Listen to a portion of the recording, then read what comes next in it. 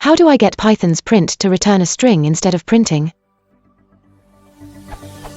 In other words, what's the sprint equivalent to print?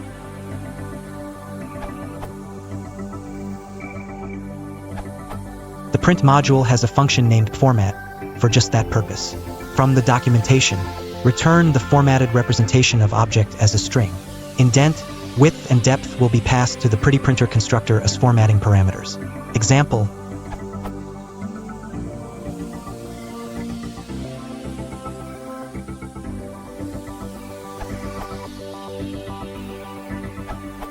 Are you looking for print.format?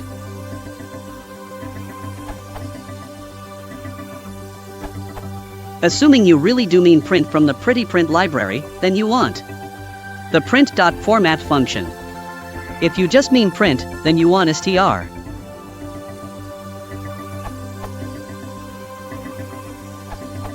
Something like this.